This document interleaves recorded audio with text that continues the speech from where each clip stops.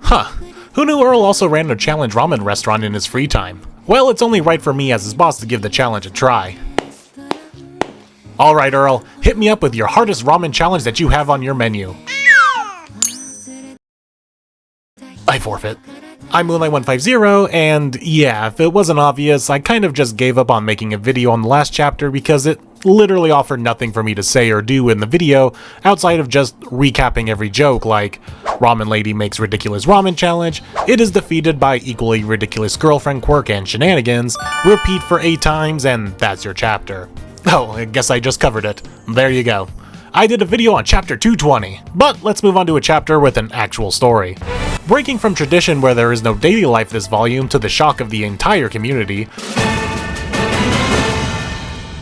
as well as an even bigger shock to all of Uto's fans out there as she got a solo chapter out of nowhere, all 3 of those fans by the way. But hey, it's not a daily life and it's not a ramen chapter, so I'll take it. Let's see what everyone's favorite Chuny is up to today. Okay, I mean our other favorite Chuny. I'm Moonlight150, and this is my overview of the latest 100 Girlfriends chapter, chapter 221. Fare you well, oh fine forelocks. Be sure to support the Scanlation team that brought us these translations in new record time this week, as well as supporting the official release in your region, such as the newly released Volume 14 here in English, which I am solely going to cover in my new side-by-side comparison series that I have now done 2 videos on, so go check those out if you haven't. Now, time for a new hair-raising adventure. We find Uto chilling at home on the weekend where we learn it's a scorcher out there right now and everyone is dying out in the heat. I'm not taking the bait this time, Nakamura. I've been fooled too many times to get my hopes up. Which leads Uto to ponder about cutting her hair in preparation for the oncoming heat wave. But given that it's so hot out, much like me in the California heat, I just opt to not go outside. And Uto decides that she can just cut it herself, which goes as well as you expect for a not trained middle schooler with a pair of scissors. Immediately regret this decision. Mistake number 1. Mistake number 2 was immediately following when, after the first bad cut, she immediately decides to try to fix it, air quotations needed, as she snips away at even more hair. Mistake number 3 was then trying to find a shortcut to fixing the problem by contacting Kusuri for the hair growth drug, which in of itself wasn't the mistake. The mistake was lying about why she needed it. Either way, it must be nice to have a mad scientist with the reality warping drugs on speed dial to fix any problems you're having.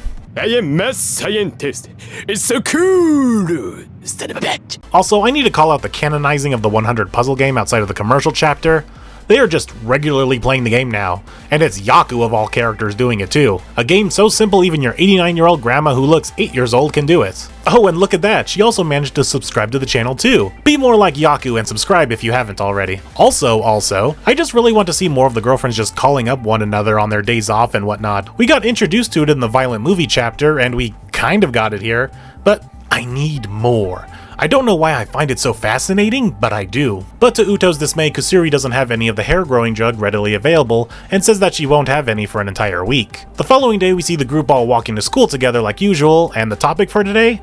Favorite Ghibli characters apparently. I've only seen Kiki's delivery service, so I'll just say Kiki is mine. But as the family is happily gabbing away, Karne can't help but call out how odd Uto is wearing her hat, to the point that it's blocking her vision.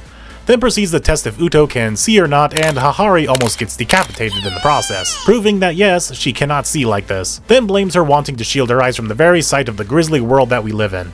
And honestly, I get it. But the no-nonsense of the group wants to get to the bottom of what's going on, which includes Kishka picking up Uto like a freshly plucked carrot from the ground. Which I find funny that Kishka drops the whole interrogation when Uto says that this is just her new chivalry. Actually, everyone seems to have dropped it when she gave that reasoning because it hard cuts to the rooftop later in the day, where we see everyone helping the newly blind Uto, such as Rin handing her her lunch and Nemu handing her her thermos. Then she does everything in her power to avoid any possible outcomes that may result in her hat being removed, like Yamame to keep birds away and Mei to be warned of potential wind gusts. An unassailable technique one may say to avoid whatever cliché tactics the author may have. But before we get to Nakamura's revenge, we have our next instance of Zoom Scan's word of the week.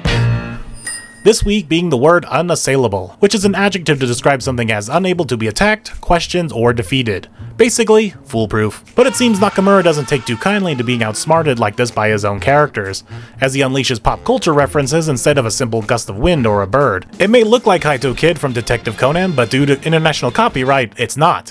It's the Kaito hat. With reckless resolve Rentaro raced, pursuing the pilferer post-haste. But oh, in the hustle, a horror dismayed, Uto's disastrous due, long delayed.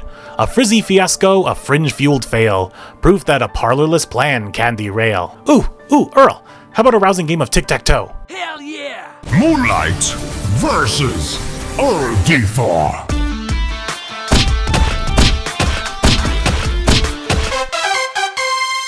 Damn it! Uto, now embarrassed at her primping faux pas, is now exposed to everyone and tries to hide her bad hair day, not wanting everyone, and in particular Rentaro, to see her hair like that. But seeing her panic and break character causes concern for everyone, as we rarely see her break like this. But this gives Hikari an idea, and for once, one that is not horny in nature.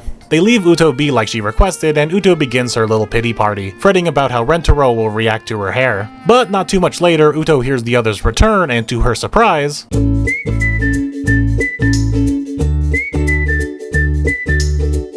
Okay, Earl, time for a rematch. Best 2 out of 3. Round 2. Fight.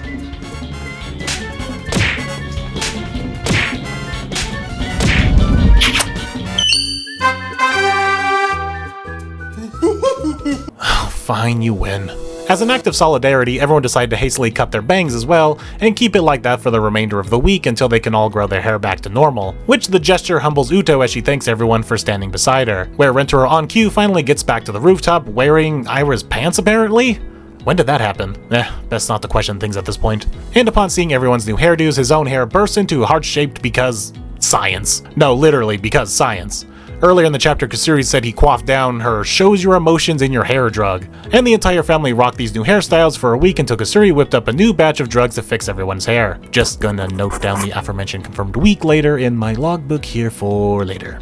And that will do it. Yeah, this chapter is odd. And I'm not saying that as a downside. It just seems like it came out of nowhere, was diabetes-inducingly sweet, and boom, it was over. I think the craziest part of this whole chapter is just its existence. Nakamura has trained us on a daily life segment every volume now, and when we got to this remaining chapter for the volume, we all went in expecting daily life shenanigans, and yet we're met with a focus chapter on Uto randomly. Add on top of that the tone shift from expecting goofy, silly daily life to Uto fretting about her insecurities. And for me, that is the highlight of this chapter.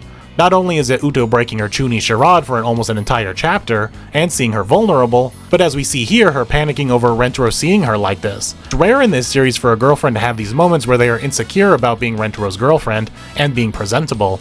Not only to him, but all their friends too. Now we know Rentaro will never think anything negative about any of his girlfriends, and even Uto was aware of that in her little monologue. But even when faced with the facts, our insecurities and our fears will always be present to haunt us. Much like how it haunted Uto here, even over something as trivial as a bad haircut. And then we get the payoff at the end here with Uto's smile, realizing that she now fully understands that her insecurities were without merit. And I'm happy for her that she realized that.